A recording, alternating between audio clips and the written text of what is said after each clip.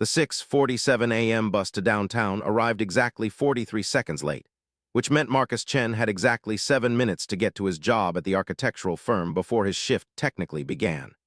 Not that anyone at Brennan and Associates cared about technical starts. What they cared about was that he was the guy who picked up the slack, who stayed until 7 p.m. without complaining, who didn't take the vacation days owed to him. Marcus had been catching this bus for 4 years. The bench at the corner of Maple and Fifth had become his silent companion. Worn wooden slats, a metal backing painted institutional green that had faded to something closer to moss, and perfect sightline to see the bus turning the corner from 2 blocks away. He'd sit there with his black coffee and his insulated mug, the one his ex-wife had given him before she gave him an ultimatum and then a divorce decree, and he'd let the morning quiet settle over him like a blanket. This morning was different. Marcus noticed the sneaker prints on the bench first, small ones dirty from what looked like playground mulch. His jaw tightened slightly. He didn't sit. Instead, he stood, coffee warming his palms, and waited. The sneakers belonged to a 6-year-old named Tyler. Marcus wouldn't know his name for another 3 weeks, but he would come to know that Tyler wore those particular light-up sneakers every Tuesday and Thursday, that he had a gap in his front teeth that made him whistle when he said his S's, and that he was utterly incapable of sitting still for more than 40 seconds. "Tyler, get down from there?" A woman's voice, exasperated but not truly angry, the kind of exasperation that came from maternal habit rather than actual concern. The boy launched himself from the bench as if it were a diving board, landing hard on the concrete and immediately beginning to scramble back up. The woman watching him, his mother, presumably, given the shared chin and the way she called to him like she'd done it 1,000 times before, sat in a minivan parked at the curb, engine running. "Tyler," I said, "oh my God, just stay in the car." She turned to look at the bench, at Marcus standing there, and her expression shifted. An assessment, a categorization. Marcus had learned to recognize the moment he was filed away into a mental category: single man, early morning, by himself, wearing a tie. The mother was blonde, with the kind of aggressive grooming that suggested she'd been awake since 5:30 doing things with a flat iron. Her name was Karen Whitmore, though Marcus didn't know that yet either. She would later become intimately familiar to him. The way her face worked when she was angry, the specific pitch of her voice when she was performing concern, the way her hands gripped her phone like it was a weapon. "Tyler, come on, buddy, we're going to be late for Sophie's dance class," Karen called, this time with an edge that suggested she'd repeated this sentence several times already. The boy, mid-scramble onto the bench, paused. For a moment, Marcus thought the child might actually listen. Then Tyler's face screwed up into that peculiar expression children made when they were about to do something they'd been explicitly told not to do, and he heaved himself back onto the wooden seat.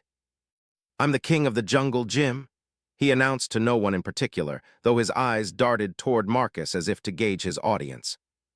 Marcus said nothing. He sipped his coffee. It was still hot. He'd timed that right.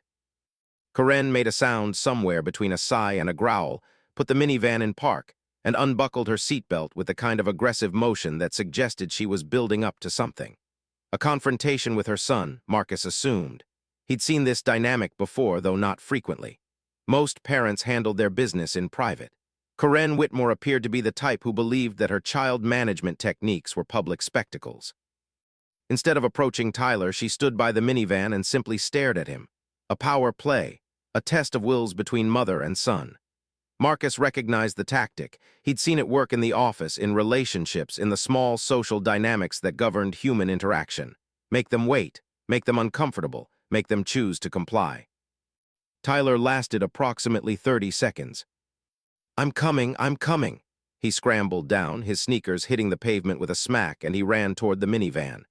Karen scooped him up, less a gesture of affection and more the mechanical action of securing cargo, and deposited him in a car seat. The minivan pulled away with the haste of someone who'd realized they were genuinely running behind. Marcus sat on the bench. The bus arrived in exactly 2 minutes. He boarded, paid his fare, took his usual seat by the window, and watched the city slide past. The incident barely registered as a memory. A child on a bench. A mother managing her time poorly. The kind of thing that happened in the margins of morning routine, important only to those directly involved. He did not know that this was the beginning of something. He did not understand that the next morning Tyler would be on that bench again, And the morning after that. And the morning after that until the bus stop bench became less a place to wait for transportation and more a territory. A border. A line that would eventually be crossed, redrawn, and then violently erased. Tuesday morning, 3 days after the sneaker incident, Marcus arrived at the bench to find Tyler already there, this time accompanied by his older sister, Sophie. She was probably 9, with the same blonde hair as her brother, though hers was tied back in an elaborate braid that suggested Karen had spent considerable effort on appearance that morning. "Mom said we can wait here while she parks the car," Sophie announced to Tyler, as if Marcus weren't standing right there, coffee in hand, watching the minutes tick away on his phone. "Great," Tyler said. "I'll be a dinosaur." He proceeded to roar and stomp around the bench like a creature from the Cretaceous period, occasionally threatening to knock over Sophie's backpack. Sophie, to her credit, seemed mildly embarrassed by her brother's existence, which Marcus appreciated. At least one of them had some awareness of social norms. Karen pulled up 7 minutes later, right as the bus was turning the corner. "Get in the car. Come on, we're going to Miss Sophie's recital rehearsal," she called, but there was no real urgency in her voice. These weren't genuine emergencies. These were just the rhythms of her life. Dance class, recital rehearsal, some event that required her to be somewhere slightly more important than where she currently was. Sophie and Tyler scrambled into the minivan. The bus pulled away.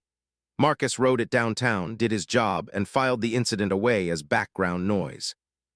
Until it happened again.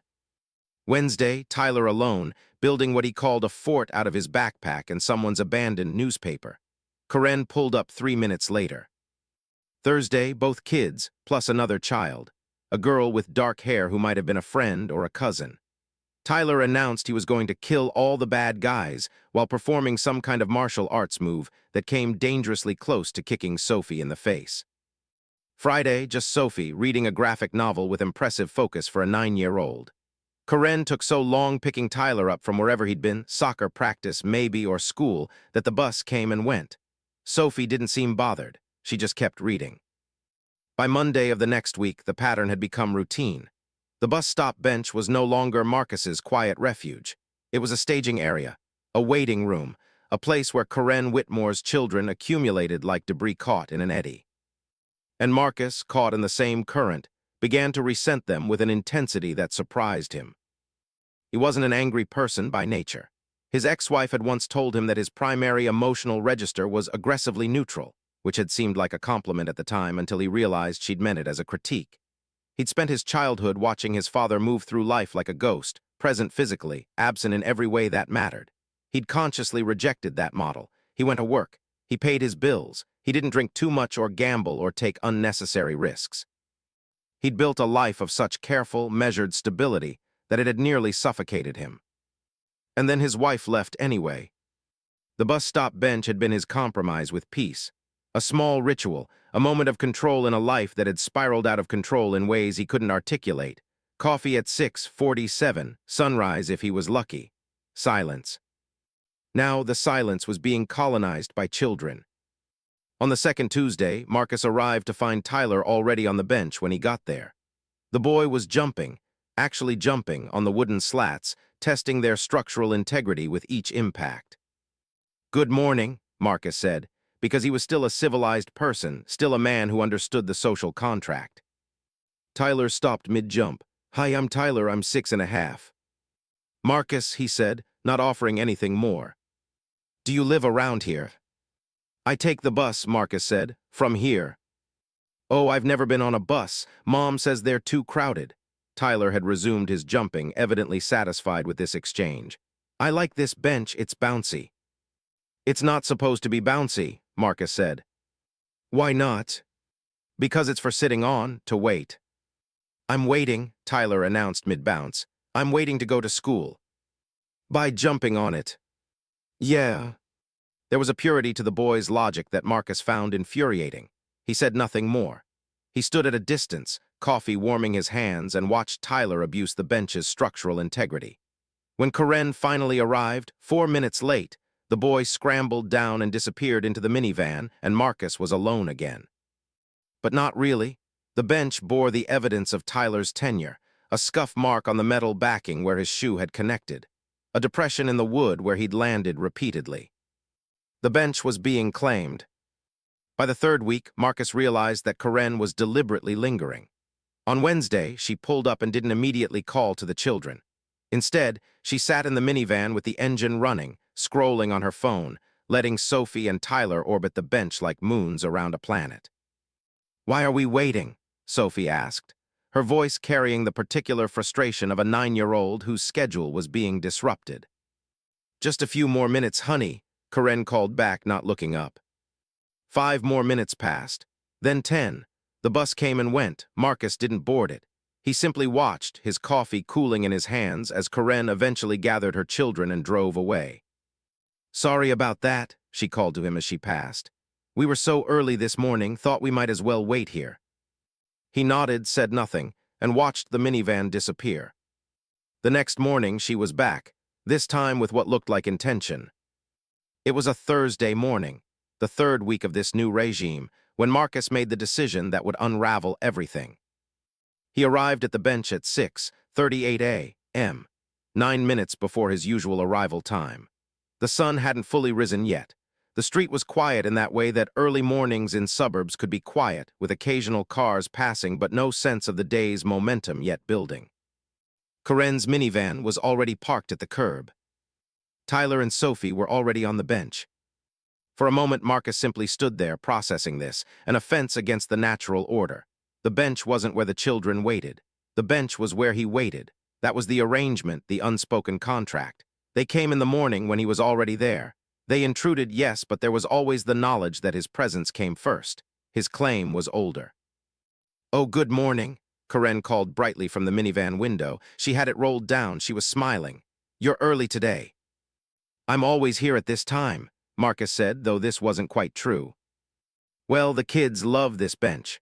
Sophie has a school project about community meeting places, and I thought the bus stop was a perfect example. The intersection of lives, you know." She made a gesture that was meant to be philosophical, but landed somewhere between smug and performative. Marcus looked at the bench. Sophie was taking photographs with an actual camera, probably because her phone camera wasn't good enough, or because this was a school assignment that specifically required something more analog. Tyler was being relatively still, though his foot bounced with the kinetic energy of a child who was being forced to sit down for educational purposes. "It's a public bench," Karen continued, seemingly determined to fill the silence. "Everyone uses it." "Right," Marcus said. He walked past them and stood at the corner, watching for the bus. He could see its light 6 blocks away. He waited. Behind him, he could hear Sophie asking Tyler questions for what sounded like a pre-recorded school assignment. "What does this place mean to you?" There's a bench." "That's not helpful, Tyler." The bus pulled up. Marcus boarded. Through the window, he watched Karen wave at him. A friendly gesture. A woman who'd successfully colonized his morning ritual and saw nothing wrong with it. He didn't wave back. The anger that had been building beneath his calm exterior finally had a place to go. It was disproportionate to the offense. Marcus understood this intellectually even as he felt it in his chest, hot and heavy. A woman was using a public bench. Her children were standing on it. This was not a crime. This was not even a true transgression. But somewhere in his body, it registered as both. That evening he sat in his apartment, a one-bedroom in a building that smelled like other people's cooking and contained no memories except those of his own failures, and he thought about the bench. He thought about the way his world had gotten smaller over the years, how the divorce had been the most recent contraction, but how the pattern had been ongoing for much longer. High school, smaller group of friends. College, focused on work instead of socializing. Job, longer hours, less life. Marriage, a contract with someone who eventually realized she'd made a terrible mistake. Now, an apartment, a job, and a bus stop bench. His therapist, whom he'd seen for exactly 6 sessions before deciding that introspection was its own form of punishment, had once suggested that he was resistant to change. What she'd meant was that he didn't want to grow. He wanted to contract. He wanted his life to become so small and controlled that nothing could touch him. The bench had been the most visible symbol of this, a place that was his, a place that didn't change. And then it had changed anyway, because the world didn't care about his rituals. Friday morning, he didn't go to the bench at all. Instead, he drove to work. It cost him $40 in parking and added 30 minutes to his commute, and he sat in traffic on the interstate thinking about how much he hated everyone and everything, especially Karen Whitmore, whom he'd never actually spoken to beyond 2 sentences. Saturday and Sunday, he didn't think about the bench. Monday, he woke up at 5 a.m. without an alarm, his body following the rhythm of routine even though he'd broken the routine. He made his coffee. He stood in his apartment looking at his shoes, thinking about whether he would go. He went. The bench was empty when he arrived at 6:38 a.m. For a moment. He let himself believe that the whole thing had been a strange interlude, that Karen and her children had moved on to other morning activities, that the bench was his again. Then Karen's minivan pulled up at 6:45. She waved. He didn't wave back. Over the next 2 weeks, the morning ritual became something else entirely. Marcus began to time his arrival differently, trying to find a window when the bench would be empty. But Karen, it seemed, had made it her mission to be there. Sometimes 6:35 a.m., sometimes 6:50, once at 6:15 a.m. before he'd even left his apartment. It was deliberate, he was almost certain of it. His anger calcified into something harder, something with edges. He started sitting on the bench even when the children were there. Not in a threatening way. He never said anything, never made any gesture beyond taking up space. He simply sat there, coffee in hand, making it clear through his physical presence that this was still his place, that their intrusion was being witnessed and documented in the ledger of his resentment. Sophie stopped coming. Marcus assumed it was because the school project had ended. But Tyler kept coming. On the Tuesday of week 3, Marcus sat on one end of the bench while Tyler sat on the other, separated by perhaps 3 feet of worn wood. The boy was coloring in a notebook with markers, the cheap kind that smelled chemical and aggressive. "You're the bus man," Tyler said suddenly. "I take the bus," Marcus said. "Why?" "Because I need to get to work." "Why?" "That's what adults do." "But why do you need to work?" Marcus didn't answer. He drank his coffee. From the corner of his eye, he could see Tyler staring at him, waiting for an answer that would satisfy some fundamental question about the nature of existence. "My dad works," Tyler said finally. "He's in Chicago right now, that's far away." "Your parents are separated," Marcus said. It wasn't a question. "Yeah, Mom says he's very busy. Do you have kids?" "No." "Why not?" "That's a personal question." "What does personal mean?" "It means private. It means you don't ask it." Tyler considered this. Then he returned to his coloring, apparently satisfied that he'd extracted whatever answer satisfied him. After a moment, he said, "This is a good bench for coloring. It's flat." "Don't get marker on it," Marcus said. Tyler glanced up. For a moment, something flickered in his expression, recognition, maybe, that he'd been instructed. A small transgression acknowledged, if not accepted. "Okay," he said. He didn't get marker on the bench. Karen was late picking him up that morning, nearly 10 minutes. As she pulled up to the curb, she leaned her head out the window. "Sorry about that. Did Tyler give you any trouble?" "No," Marcus said. "That's so nice. He really likes this bench. He talks about it all the time." She smiled. It was a genuine smile, he thought, not performative. "We should probably let you have your space, though. I know we've been intrusive." For a moment, Marcus thought she was going to concede, that his silent resistance had worked, that he'd successfully reclaimed his territory through the power of consistent resentment. "But honestly, this is probably the best time we have as a family," she continued, and just like that, the gesture of concession became something else. A justification, an assertion. "You know, before the school day and the hustle, I want them to appreciate their surroundings. Not everything has to be scheduled and efficient." She glanced at him, as if expecting him to defend the position he'd been silently maintaining. He said nothing. "Anyway, thanks for being so patient with us," she turned to Tyler. "Come on, buddy, let's go." Tyler gathered his markers and climbed into the minivan. As they pulled away, Marcus sat on the bench with his cooling coffee. And for the first time in his adult life, he seriously considered doing something that would create a genuine problem. Not with Karen, with himself, with the world, with all of it. The thought burned in his chest for the rest of the morning, hot and bright and terrifying. Instead, Marcus lay in bed and composed conversations in his head, Long, eloquent arguments with Karen Whitmore about personal space and boundaries and the sanctity of small rituals in an otherwise unstructured life. He never actually had these conversations. That wasn't who he was. But he rehearsed them until the midnight hours gave way to early morning, and then he got up, made his coffee, and went to the bench, where Karen and her children inevitably were.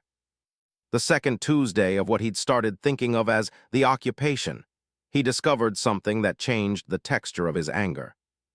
He was sitting on the bench, coffee in hand, when a man pulled up in a sedan, not a minivan, something smaller, something that suggested intent rather than routine. The man was in his early 50s, with the kind of casual handsomeness that came from not caring too much about appearance. He rolled down his window. "Tyler, Sophie," he called. Both children looked up from where they were playing some kind of game that involved drawing lines in the concrete with chalk. "Hi, Daddy," Tyler called back, but he didn't move toward the car. Neither did Sophie. There was a hesitation in both of them, the physical embodiment of conflicted attachments. Karen got out of the minivan. Marcus watched the interaction unfold, the way she straightened her shoulders, the way her expression shifted into something sharper.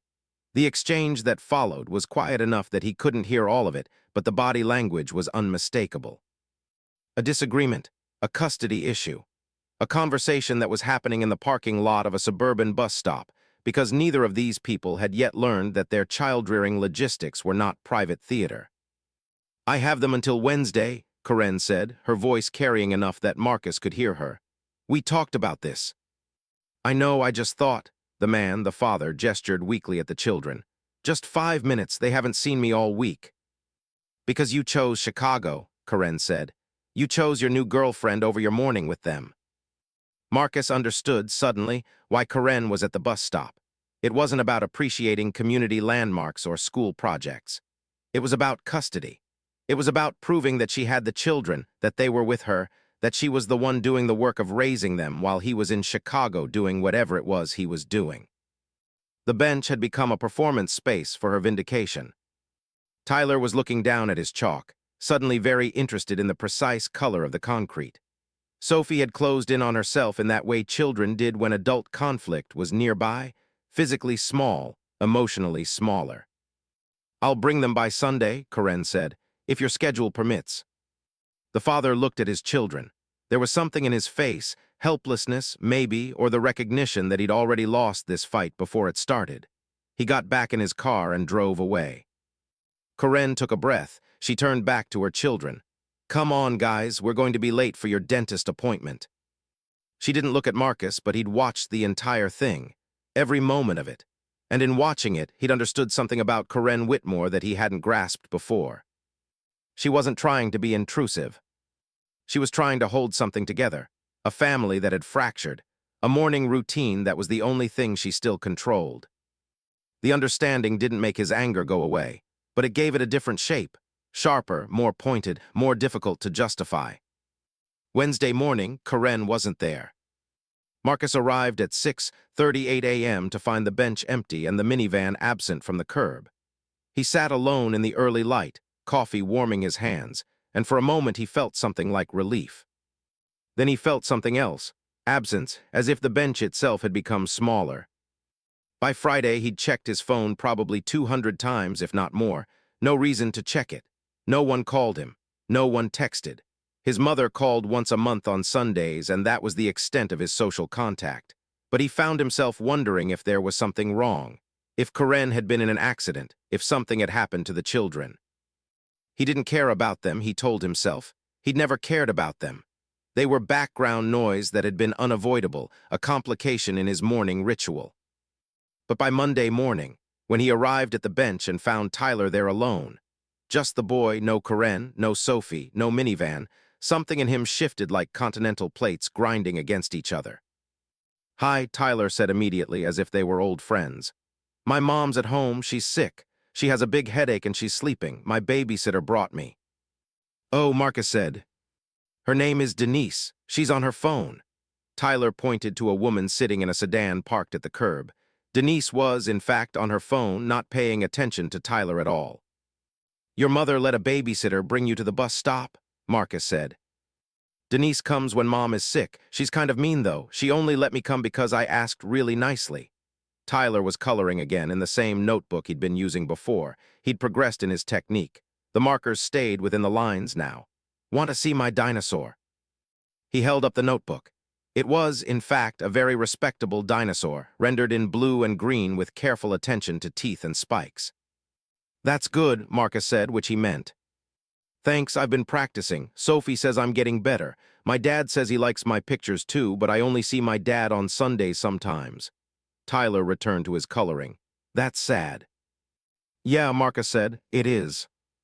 They sat in silence for a few minutes. The morning was beginning to move toward day, more cars, more people, the slow acceleration of suburban activity. The bus was due in 3 minutes. Will you be here tomorrow? Tyler asked suddenly. Probably, Marcus said. Good, I like seeing you. Something in Marcus's chest did a complicated thing. A twist. A recognition that his anger had been directed at someone who didn't deserve it. That his resentment had landed on a 6-year-old boy who'd done nothing except be 6 and want to sit on a bench. I like seeing you too, Marcus said, and he meant it, which was somehow worse than if he didn't. Denise called from the car, Tyler, bus time. The boy scrambled together his markers and notebook. Before he climbed into the sedan, he turned back to Marcus. Tell my mom I was good if you see her, okay? I will, Marcus promised. He rode the bus downtown that morning in a state of quiet devastation. He'd been angry at a child. He'd been angry at a woman who was doing the best she could with a complicated custody situation and a husband who'd left. He'd constructed a narrative of violation and intrusion when the actual story was just people trying to hold together something fragile.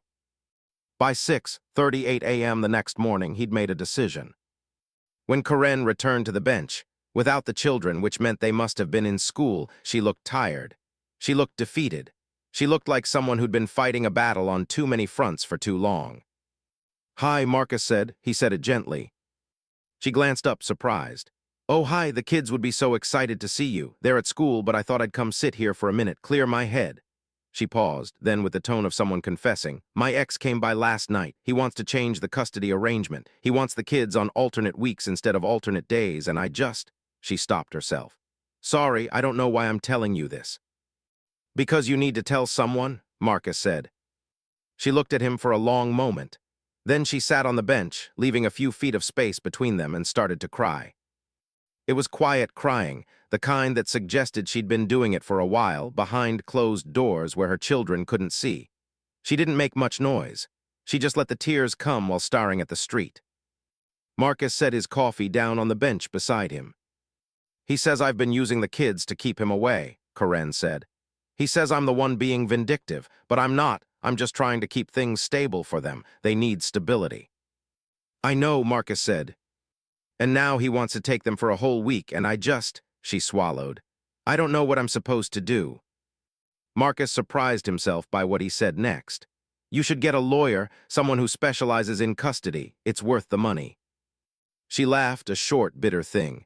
I don't have that kind of money. I work part-time and I'm barely keeping up with the house payment. Right, Marcus said. They sat in silence for a while. The morning moved toward the bus. Karen gathered herself, wiped her eyes, and stood. Thank you, she said, for listening. The kids are good kids, Marcus said. Tyler especially, he's very thoughtful. Karen smiled, and it was genuine. He is, isn't he? I worry that I'm messing him up, that the divorce is just going to ruin him. Kids are resilient, Marcus said. He had no basis for this claim. He'd never had children. He'd never studied child development. He was quoting something he'd heard once and didn't truly believe. But Karen needed to believe it, and so he offered it to her as a gift. I hope so, she said. When she left, Marcus felt something he hadn't felt in a long time. A sense of purpose that had nothing to do with his job or his routine. A feeling that he'd done something that mattered. The shift happened incrementally. By the following Tuesday, Marcus had learned that Karen's name was actually Karen, not just Karen with the minivan. He'd learned that she worked as a dental hygienist 3 days a week, and that Sophie wanted to be a dancer, though she hadn't yet told her father this because she was afraid he'd be disappointed.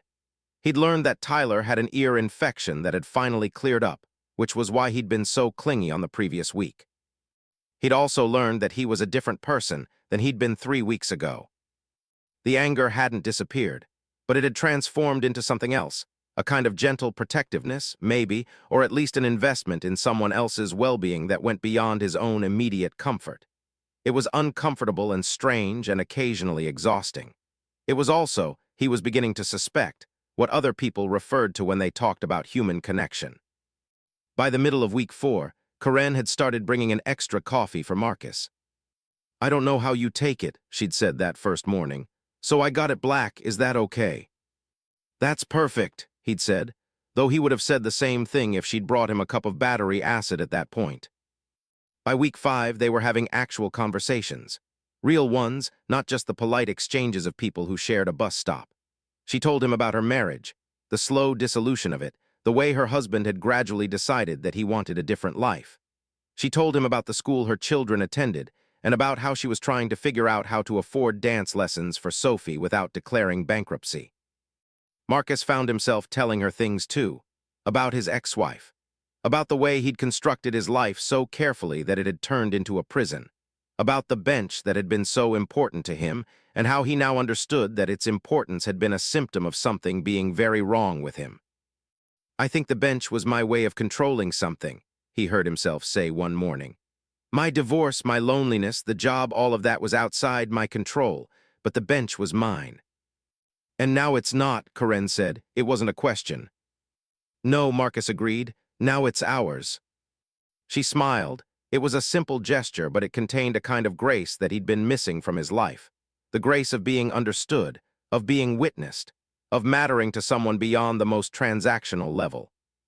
By the 6th week, something had shifted so completely that Marcus realized he was looking forward to the morning not for the quiet, but for the conversation. He would wake up and think about what he might tell Karen. He would consider whether to bring her favorite coffee or to try a new cafe. He would anticipate Tyler's latest update on dinosaurs or whatever project he was working on in 1st grade. This was what people referred to when they talked about happiness, he thought. It wasn't the absence of friction. It was the willingness to sit in friction with someone else. The crack in this new foundation appeared on a Thursday morning. Marcus arrived at the bench to find Karen already there with both children, but she was on her phone, her posture rigid, her expression strained. She was having an argument with someone, the volume of her voice making it clear that she didn't much care who heard it. "No, that doesn't work for me," she said. "I have them Monday and Tuesday. You want Wednesday to Sunday. That's not what we agreed to." Marcus hung back, not wanting to intrude. Sophie noticed him and waved. He waved back. Tyler, apparently oblivious to the tension, was doing some kind of gymnastics move on the bench. "I don't care what your lawyer said," Karen continued. "You don't get to change the terms unilaterally. I'm the primary caregiver. I've been the primary caregiver since you decided." She stopped. She took a breath. "I'm not having this conversation at the bus stop." She hung up. She looked at Marcus, and in her face he could see the fragility of the peace she'd constructed. The custody agreement was being renegotiated. Her ex wanted more time with the children. He was using a lawyer, which meant Karen would need one too, which meant money she didn't have, which meant something was going to have to give. "He's being unreasonable," Karen said, not really addressing him but addressing the situation. "He's in a new relationship. He's suddenly very interested in parenting, and he expects me to just rearrange my entire life to accommodate him." "That sounds unfair," Marcus said. "It is," she said flatly. Tyler had stopped doing gymnastics. Sophie had become very small and quiet, the way children did when adult problems were being aired nearby. "Come on, guys," Karen said, her voice softening. "Let's get you to school." But she didn't get up immediately. She sat there, staring at her phone as if it might spontaneously reveal a solution to her problems. "You need a lawyer," Marcus said. "A good one. There's one who has an office near where I work. My friend mentioned her. She specializes in custody disputes." "I already told you I can't afford." "Call me," Marcus said. "When you have a free evening, I'll go with you to the consultation. They often do free consultations." Karen looked at him. Why would you do that? He didn't have a good answer. Or rather, he had several, and they were all tangled up in the fact that she'd become important to him, that her children had become important to him, that the thought of her ex-husband successfully renegotiating custody had become something he couldn't bear to imagine without trying to help. "Because," he said, "you're my friend." It was a small word, friend, but it contained everything that had changed between them. Karen's eyes filled with tears again, but these seemed different. Lighter, more like relief than despair. The lawyer's name was Rebecca Santos, and she was the kind of professional who made you feel like your problem was her problem, which was either exactly what you needed or exactly what you feared, depending on your relationship with control. Marcus sat in the waiting room of her office, a small space above a dental supply store of all places, given Karen's profession, and watched her explain to Karen what the situation actually was beneath the surface of the situation. That custody agreements were not static things. They were documents written by fallible people at specific moments in time, and moments changed. "Your ex is claiming that his new employment situation," Santos consulted her notes. "He's been promoted. He now works from home most of the time.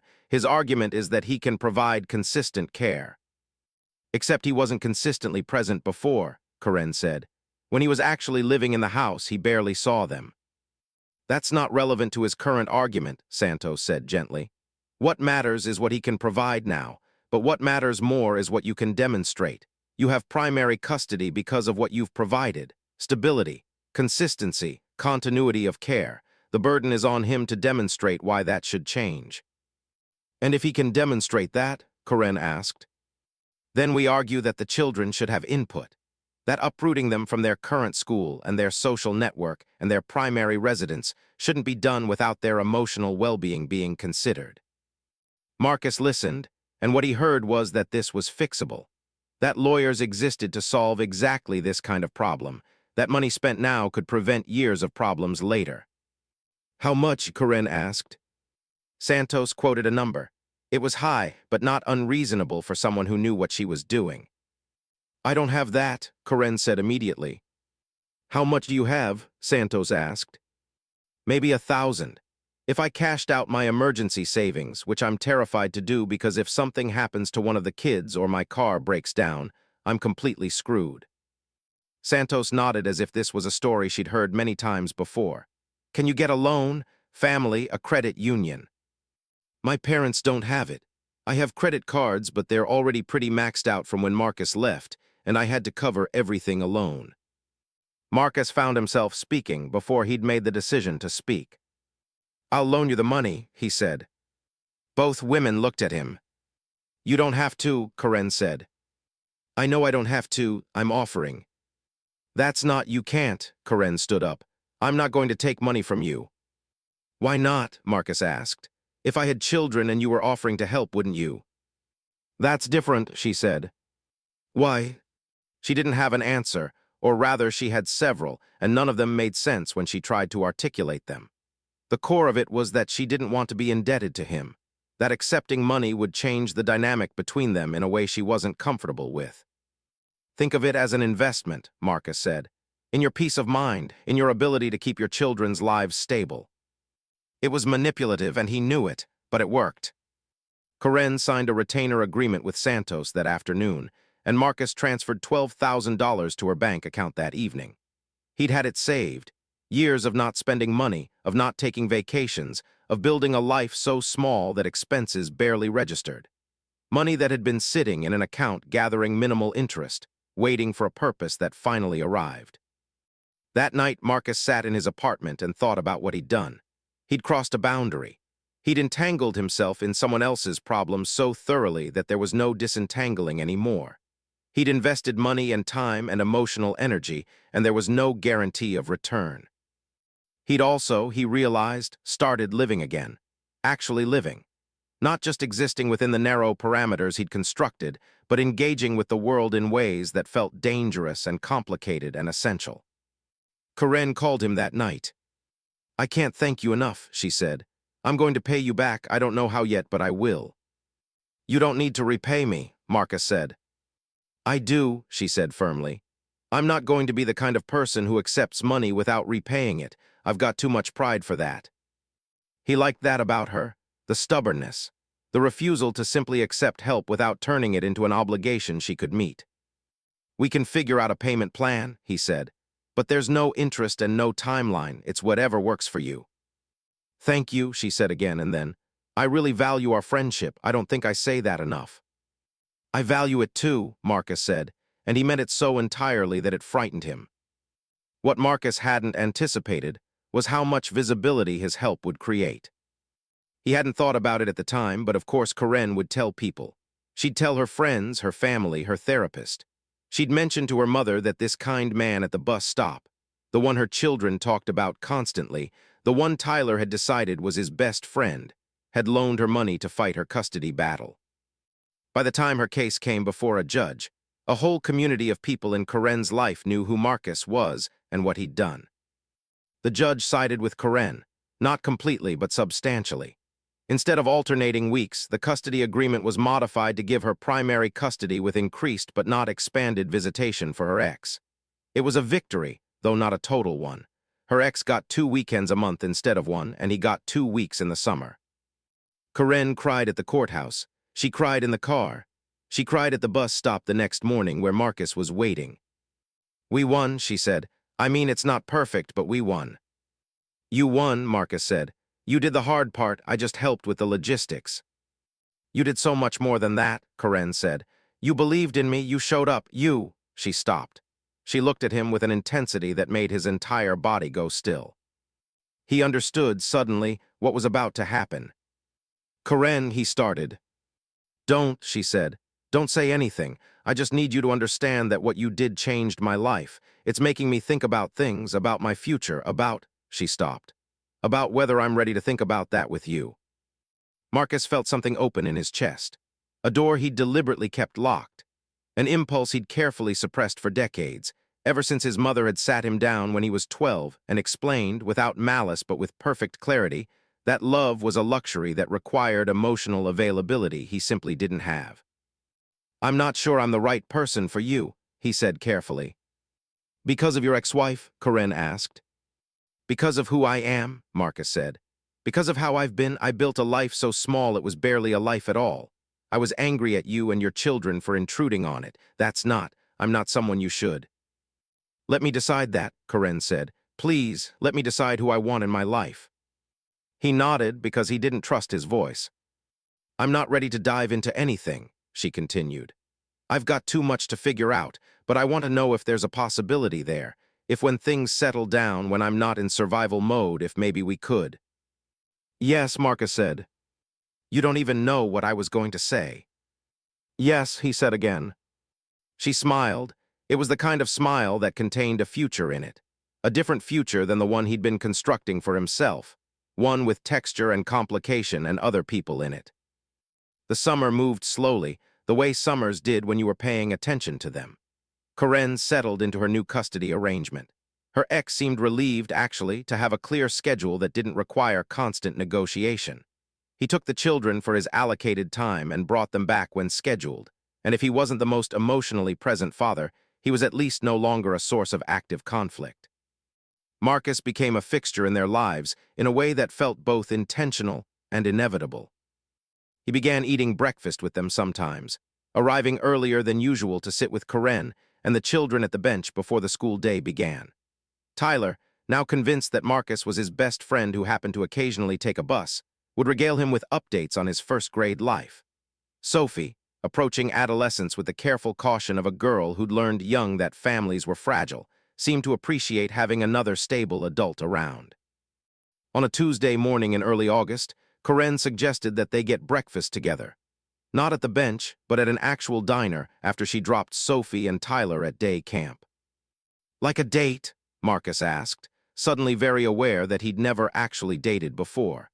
His marriage had been an arrangement that had evolved from living together, not something that had started with intention. "Yeah," Karen said, "like a date if you want to." He wanted to. He went, and it was strange and wonderful and terrifying. They talked about things that weren't the children or the custody situation. They talked about what they wanted to do with their lives. They talked about travel and books and music. Karen told him about dreams she'd had before the divorce, wanting to go back to school, maybe, to get a degree in something that would let her work full-time instead of piecing together part-time jobs. Marcus found himself offering support that didn't come with conditions. By the end of summer, they were together in whatever capacity that word implied. Not living together, but definitively coupled. The children understood this without being explicitly told. Sophie seemed mostly indifferent, though occasionally she'd make a joke about Marcus always being around. Tyler was delighted, as he was delighted by most things. On the last day of August, they all sat on the bench together, Marcus and Karen and Sophie and Tyler, waiting for the bus that would take Marcus downtown. "Did you know," Tyler said, "that T-Rexes couldn't pick their noses because their arms were too short?" "That's a well-known dinosaur fact," Marcus said gravely. "Weird," Tyler said. "Very weird," Marcus agreed. Karen took his hand. He held hers. Sophie rolled her eyes at both of them with the practiced disdain of the pre-adolescent. The morning moved toward 9 o'clock. The bus would be here in 3 minutes. "I'm glad we invaded your bench," Karen said quietly. "I'm glad you did too," Marcus said, and he realized he meant it completely. That his anger at their intrusion had been the beginning of his salvation. That the interruption of his small, careful life had saved him from disappearing entirely. The bus turned the corner. "Love you," Karen said, the first time she'd said it, and then she stood up to give him space to board. "Love you too," Marcus said. He got on the bus. Through the window, he watched Karen and the children wave. Tyler was standing on the bench seat, which normally would have made Marcus wince. Today, he waved back. The bus pulled away, and for the first time in his life, Marcus looked forward to the evening instead of backward to the morning. The first sign came in mid-September, when Karen's ex-husband showed up at the bench during a time he wasn't supposed to be there. Not pickup time, not drop-off time, but 6:52 a.m. on a Wednesday, which was a school day, which meant the children should have been at home preparing for school, not at a bus stop waiting for their father to arrive. Marcus watched from a distance, pretending to check his phone as Karen's face went through a series of transformations. Surprise, confusion, then anger. "What are you doing here?" she said to the man, Derek. His name was Derek Whitmore, who had gotten out of his car with the casual confidence of someone who thought he had every right to be wherever he wanted to be. "I wanted to spend some time with the kids," Derek said, "before work." "Today is a school day," Karen said, her voice taking on the thin edge of a woman about to lose her patience. "They need to go home and get ready for school. So we'll go to breakfast. They'll be a little late. It's not a big deal." "It is a big deal," Karen said. "We have a court order. You get them on the specified days. Today is not one of those days." "Come on, Karen. We're not back in 2002. You don't have to be so rigid."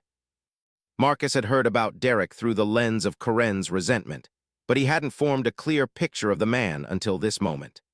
Now, watching him stand there with the assumption that the world would bend to his preferences, Marcus understood exactly what had happened between them. "I'm not rigid, I'm protecting my children from confusion and instability," Karen said, and her voice had gone quiet in a way that suggested she was running out of patience at the rate of approximately 1 second per word.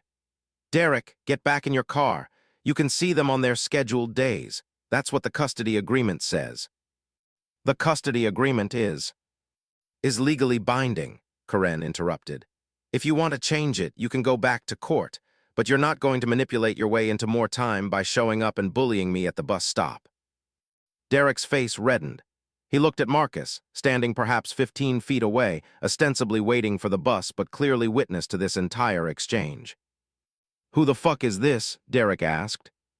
"This is Marcus," Karen said coldly, "and his personal life is absolutely none of your business." Derek stared at Marcus with the kind of calculation that suggested he was rapidly revising his entire understanding of his ex-wife's existence. He didn't like what he was seeing. He definitely didn't like that there was another man present at his children's bus stop during a morning that should have been his opportunity to create some spontaneous memory that would make him seem like the fun, flexible parent, while Karen seemed rigid and controlling. "Get in the car," he said to the children, who had frozen mid-activity, Sophie with her book half opened, Tyler with a piece of chalk suspended in midair. "No," Karen said.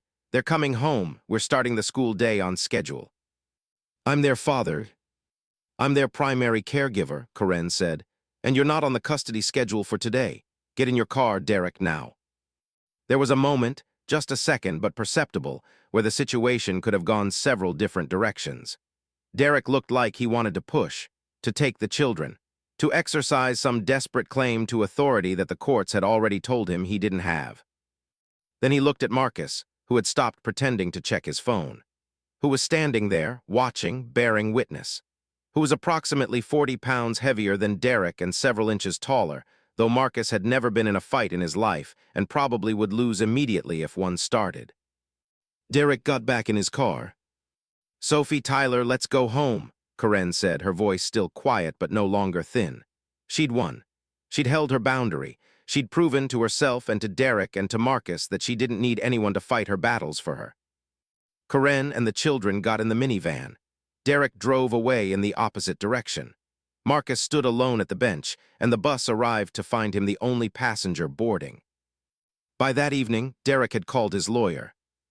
KARENS got a letter 3 days later, official, formatted, detailed in the kind of carefully selected language that suggested someone who'd been coached on exactly how to phrase a custody modification request.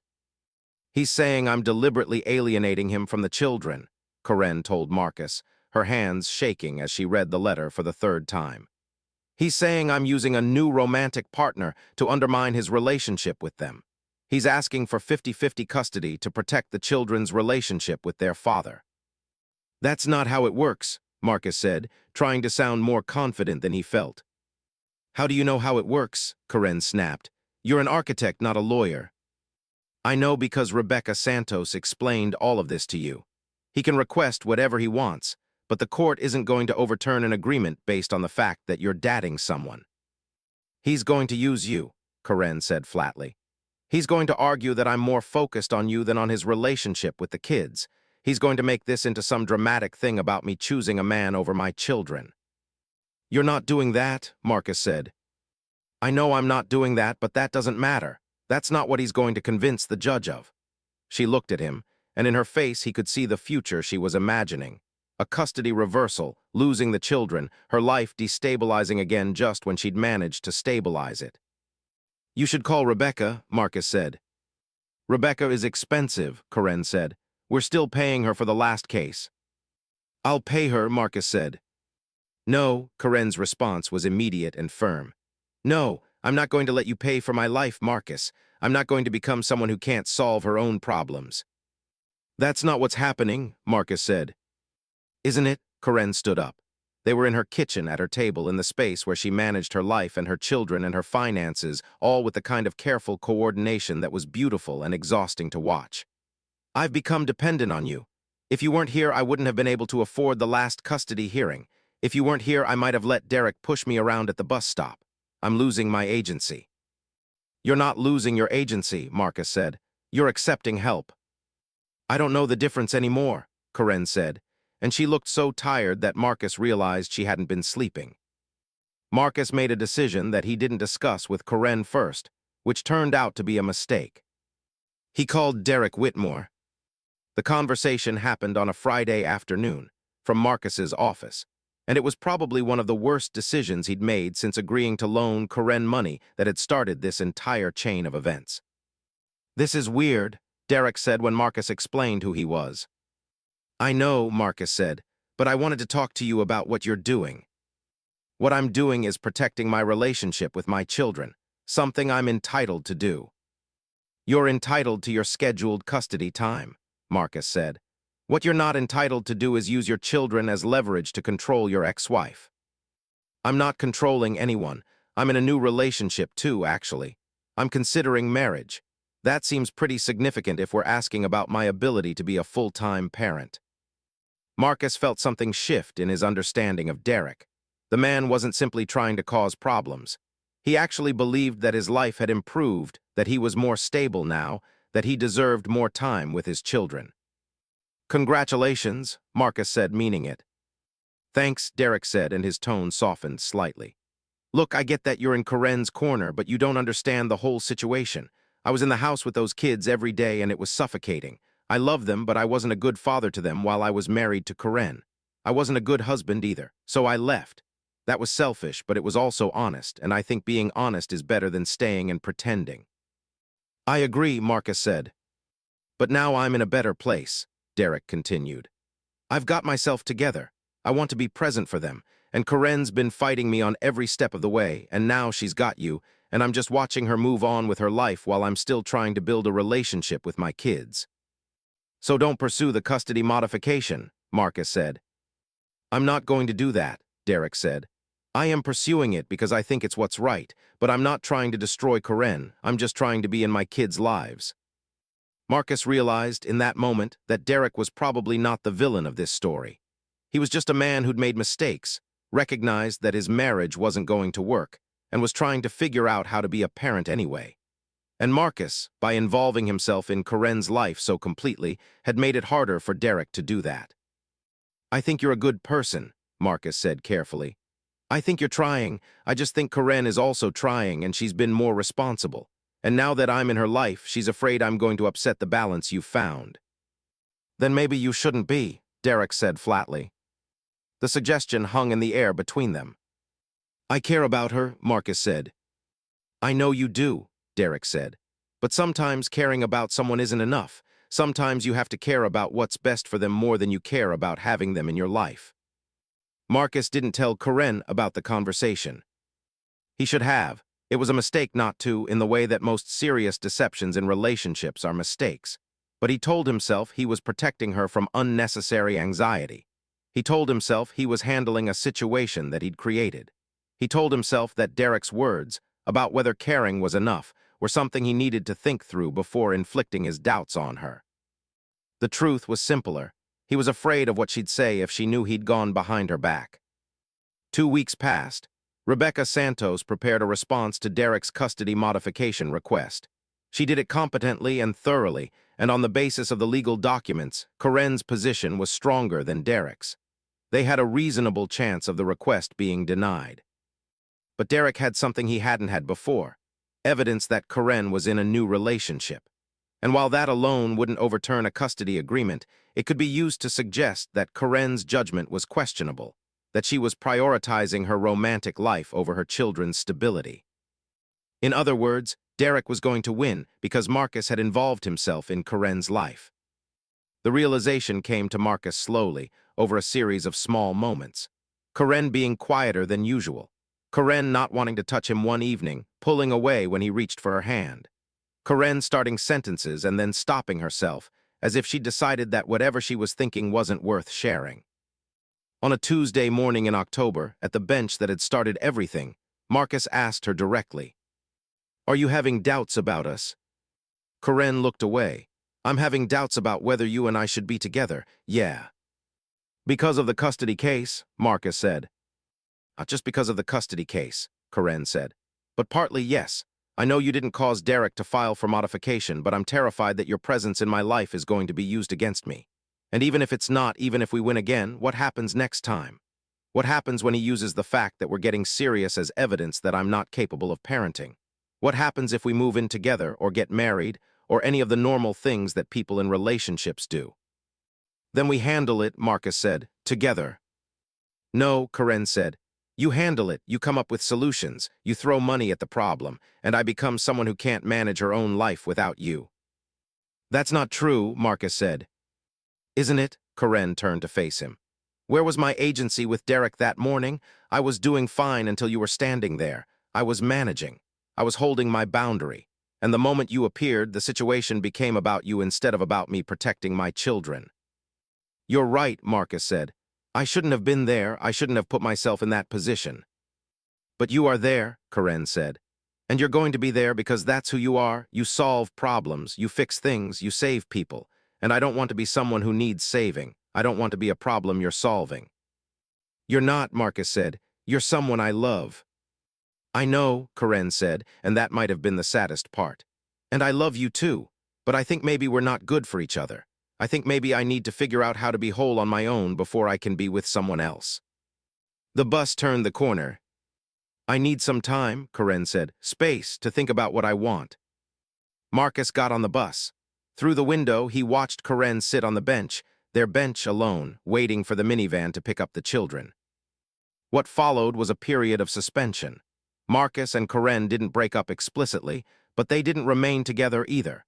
They existed in a state of determined ambiguity, cordial when they saw each other, distant enough to suggest they were considering a final separation.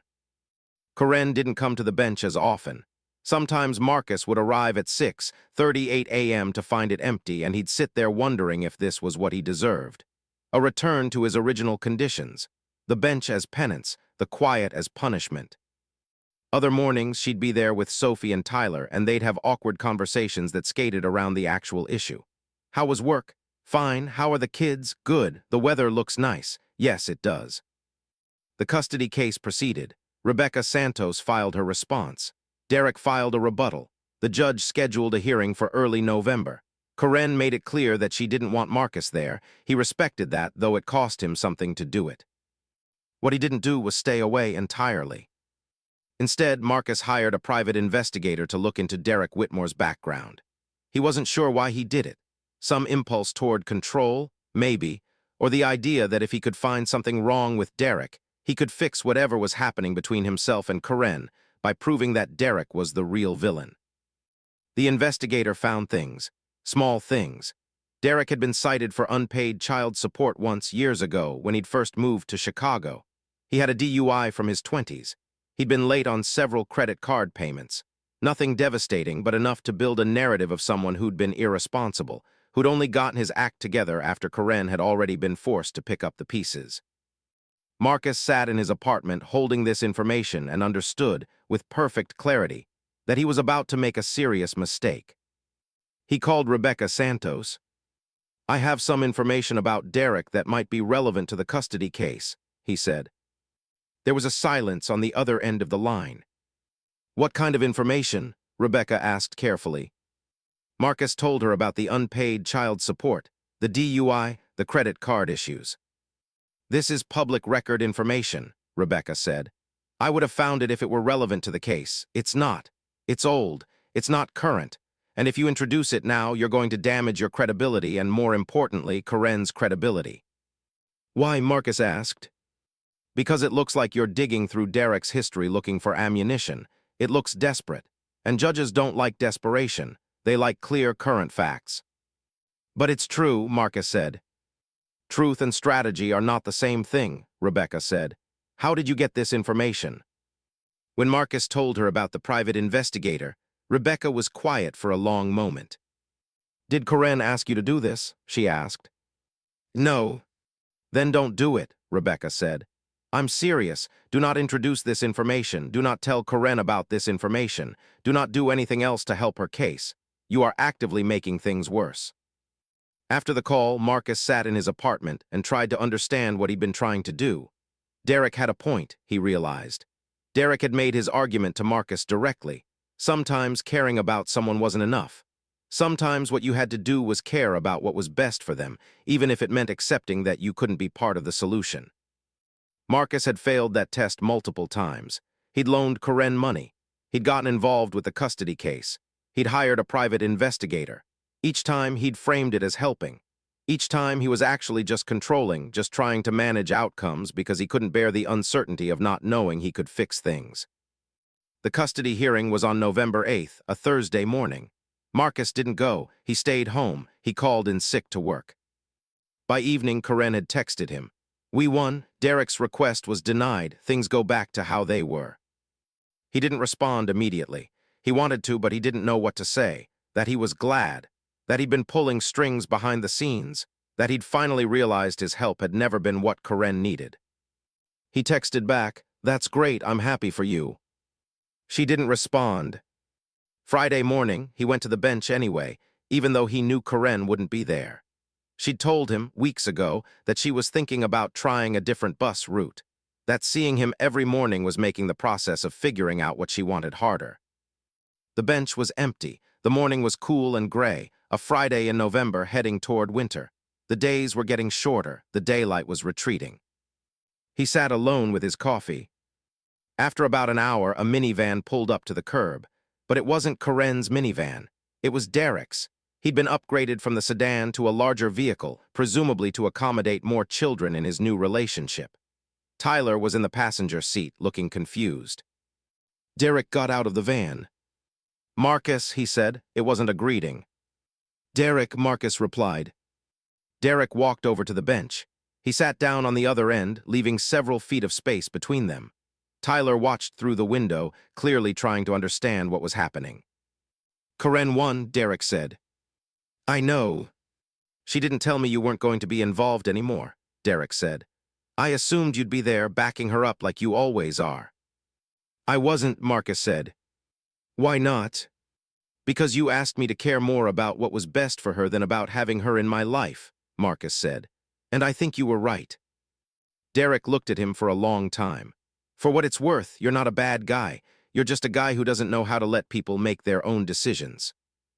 I know, Marcus said. Karen is capable, Derek said. She doesn't need saving. She never did. I had to learn that the hard way after she kicked me out, and I realized that she was fine without me. She's going to be fine without you too. I'm starting to understand that, Marcus said. Derek stood up. He gestured to Tyler, who scrambled out of the minivan. The boy ran to Marcus and threw his arms around him.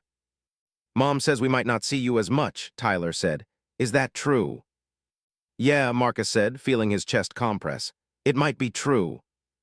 That's sad, Tyler said, with the simplicity of a 6-year-old assessing reality.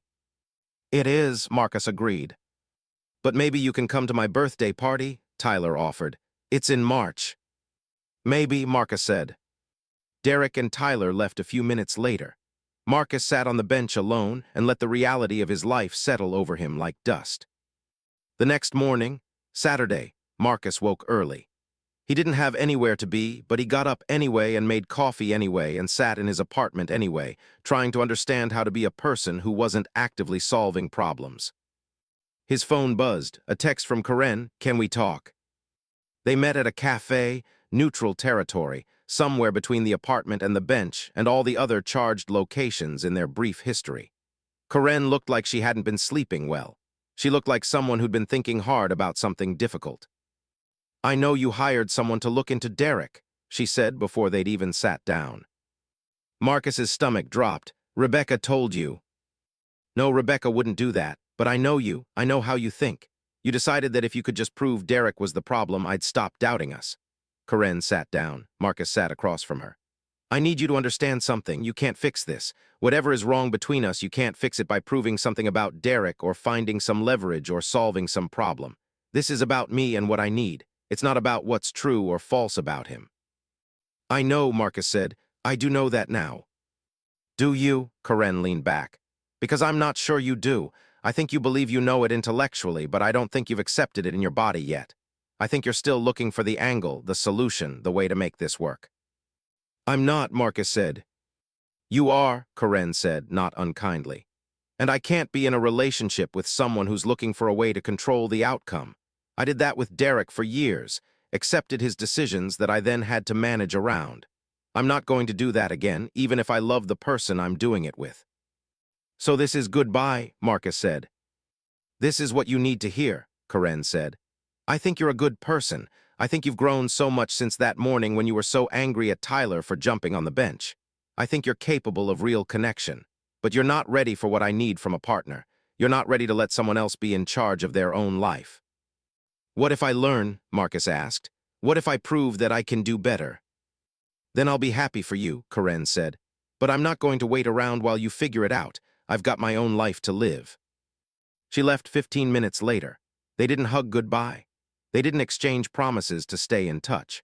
She just got up and walked away, and Marcus sat in the cafe and understood, finally, what his ex-wife must have understood on the day she'd left him. That some problems couldn't be solved, and trying to solve them anyway was just another way of refusing to accept reality. Marcus stopped going to the bench.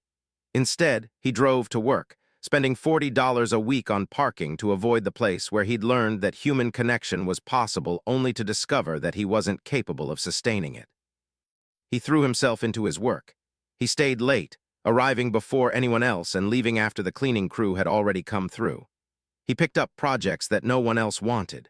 He built a fortress of productivity that was, in many ways, just another version of the small life he'd constructed before the bus stop bench had interrupted it. 3 months after Karen and he'd split, Marcus received a text message. It was from Tyler's number, but the message was clearly written by an adult. Tyler's birthday party is March 15th.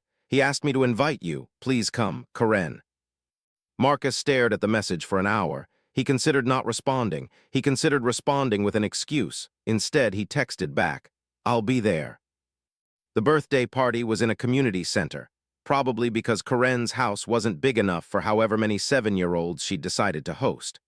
Marcus arrived with a gift he'd selected carefully, not something expensive or showy, just a good quality Pokémon set that he'd overheard Tyler mention wanting. Karen opened the door to the party room when he knocked. She looked good. She looked happy. She also looked like someone who'd moved on. He's been talking about you all week, she said. Yeah, Marcus asked. Yeah, he wants to show you his dinosaur project. Tyler spotted Marcus and abandoned whatever game he was playing to launch himself at him. You came, come see my project. Marcus spent the next hour looking at a carefully constructed cardboard T-Rex, talking to 7-year-olds about why dinosaurs had gone extinct, and eating significantly too much cake. It was ordinary and kind of wonderful. Before he left, Karen walked him to the parking lot. I wanted to tell you something, she said. I got accepted into the community college program. I'm going to start in the fall, studying to become a dental hygienist at the clinical level. That's amazing, Marcus said, and meant it completely. I'm really proud of you. I know, Karen said. You would have paid for it if I'd let you. I wouldn't, Marcus said, and he realized it was true. He'd spent the last 3 months in therapy, actual therapy, not just thinking about therapy. And one of the things he'd learned was that true growth meant accepting that you couldn't buy your way out of your own problems or into other people's lives. But if you wanted to still be in touch with Tyler, you could, Karen said. Not through me, but directly. I think he'd like that. I'd like that, Marcus said. And maybe someday, when you've figured yourself out completely, we could be friends. I'd like that too, Marcus said. He started seeing Tyler once a month, just for an hour or two, always with Karen's blessing, always with the understanding that his relationship with the boy was independent of his relationship with her. Tyler showed him his school projects and told him about his life, and Marcus learned how to be present without trying to solve anything or fix anything or change anything. By September, when Karen started at community college, she'd started dating someone, a nurse at the dental office where she worked. His name was Tom, and he seemed unremarkable in the best possible way. He had 2 kids from a previous marriage. He made Karen laugh. He didn't hire private investigators or try to manage outcomes or make decisions for other people. Marcus met him once by accident when he was picking Tyler up. The meeting was cordial. Tom was friendly. Marcus could see that Karen was happy, and it took him a moment to realize that being happy for her was the same thing as letting her go. The bus stop bench is still there. Marcus doesn't use it to catch the bus anymore. Instead, every Saturday morning at 6:38 a.m., he walks to it and sits on it for 20 minutes. He makes this a ritual, not a controlled ritual, the way his original use of the bench had been, but a ritual of remembering. He remembers being angry at Tyler for jumping on the bench. He remembers the moment he decided to help Karen, and the moment he'd realized help was just another word for control. He remembers the day Karen had told him that he wasn't ready for what she needed. She was right, and he's still working on being ready. He's in a new therapy relationship, one that's actually helping. He's learning to sit with discomfort instead of trying to fix it. He's learning to accept that other people are in charge of their own lives and that his role is simply to be present if they want him to be. Karen walks past the bench sometimes now, with Tom and Tyler and Sophie heading to the farmer's market or some other Saturday activity. She always waves. Marcus always waves back. They've built something that looks a lot like friendship, which is maybe what they should have built from the beginning. Tyler asks about Marcus sometimes. Marcus knows this because Karen mentions it in the casual way she now includes him in her life. Tyler is 8 now, in 3rd grade, still talking about dinosaurs, but also showing signs of the person he'll become. The bench is public now, the way it always was, the way Marcus had to learn that it truly is. Other people sit on it. A woman with a tablet sometimes joins him on Saturday mornings, waiting for something or someone. A group of teenagers occasionally hangs out there in the evenings. An old man, perhaps Marcus's age, comes by on weekday mornings to watch the sunrise. Marcus used to resent that. Now he understands that the bench was never really his. It was always meant to be a place where lives intersected, where people waited, where stories collided and became something larger than any single person's narrative. He sits on it on Saturday mornings, and he thinks about Karen, who taught him that you can't love someone into becoming who you need them to be, only who they choose to be. He thinks about Tyler, who taught him that joy was possible even in the margins of a fractured life. He thinks about Derek, who taught him that sometimes the person you're fighting against has legitimate reasons for fighting back. And he thinks about the bench itself, and the fact that sometimes the place that breaks you is also the place that saves you, if you're willing to be broken open. The city moves around him. The bus turns the corner. People come and go. Life continues the way it always does, in that strange, beautiful way that has nothing to do with what we think we want and everything to do with what we're willing to accept.